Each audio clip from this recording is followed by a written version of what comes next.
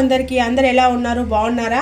ఈరోజు అయితే నేను తోటకూర పులుసు చేస్తున్నాను. దానికోసం అయితే తోటకూర తీసుకున్నాను. తోటకూర పులుసుకి రెడ్ తోటకూర అయితే బాగుంటుంది. మీకు రెడ్ దొరికితే రెడ్ తీసుకోండి, లేదంటే రెడ్ దొరకలేదంటే ఎర్రది తీసేసుకోండి. దానికి ఏమేమి కావాలంటే తోటకూర, రెడ్ కలర్ తోటకూర కడిగేసి నీట్గా వాష్ చేసి పెట్టుకున్నాను, ఒక 4 కట్టలు. దీనికి ఒక ఆనియన్ సరిపోతుంది. ఒక ఆనియన్ చాప్ చేసి వేసుకుంటాను నేను. పక్కన కడాయి అయితే పెట్టేసుకున్నాను. కడాయి పెట్టేసుకొని ఆనియన్ అనేది చాప్ చేసేసుకుంటాను.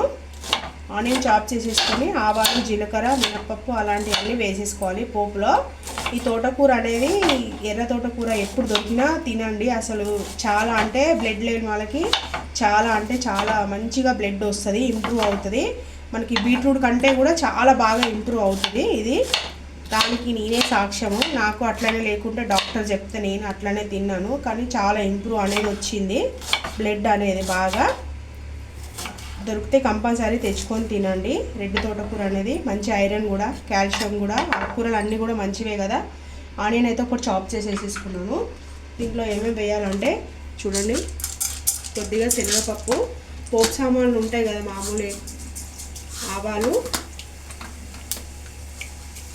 జీలకర్ర ఫ్రై అవుతుంది కదా. ఇందులో ఇప్పుడు కట్ చేసుకున్న ఆనియన్,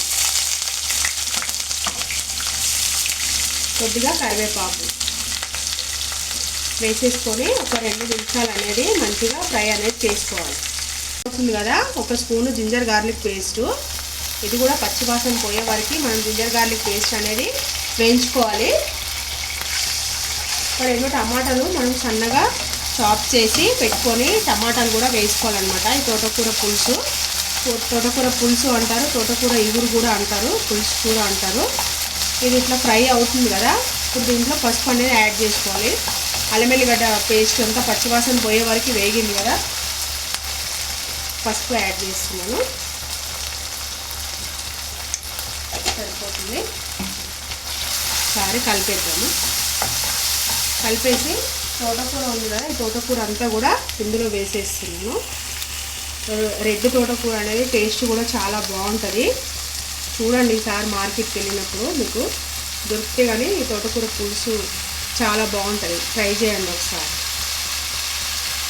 ఒక 2 నిమిషాలు అయితే మనము పెట్టేసి మూత అయితే పెట్టేది. ఒకసారి కూర అనేది చూడండి, వాటర్ అంతా కూడా ఎగిరిపోయింది. సాల్ట్ అనేది యాడ్ చేస్తున్నాను నేను,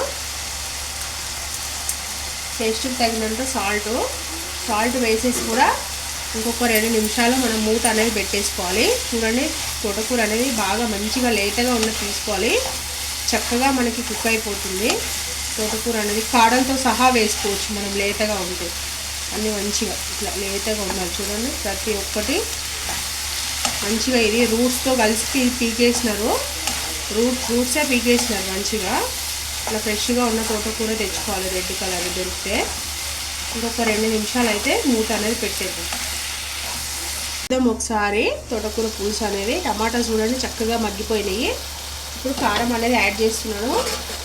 కారం ఒకటి మనకి బ్యాలెన్స్ ఉంది, కారం ఒకటి, ధనియా పొడి ఒకటి, చూడండి 1 టీ స్పూన్నర కారం వేసేసి మంచిగా కలిపేయాలి. కారం పచ్చివాసన పోయే వరకు వేపేసుకొని కొంచెం చిన్న టీ గ్లాస్ అనేది వాటర్ అనేది మనం యాడ్ చేసుకోవాలి ఇందులో. తోటకూర పులుసులో 1 నిమిషం అయితే వేగనిద్దాం మనం. చూడండి, కారం అనేది వేసాం కదా, పచ్చివాసన అంతా పోయింది కదా. ఒక చిన్న గ్లాసు వాటర్ యాడ్ చేస్తున్నాను, ఎక్కువ అయితే కాదు, ఒక చిన్న టీ గ్లాసు.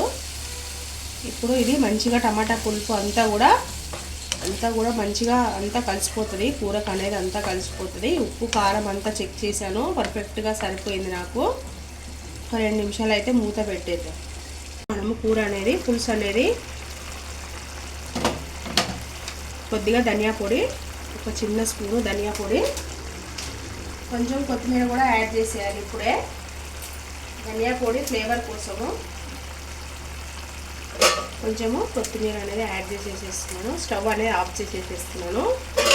తోటకూర పులుసు అయితే రెడీ అయిపోయింది. చూడండి, ఇంత కన్సిస్టెన్సీ ఉన్నప్పుడు మనం స్టవ్ అనేది ఆఫ్ చేసేసుకోవాలి.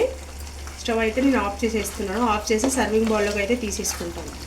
ఫ్రెండ్స్ ఎంతో టేస్టీగా ఉండే తోటకూర పులుసు అయితే రెడీ అయిపోయింది. ఎర్ర తోటకూర పులుసు అయితే రెడీ అయిపోయింది. కూర కాదు పులుసు.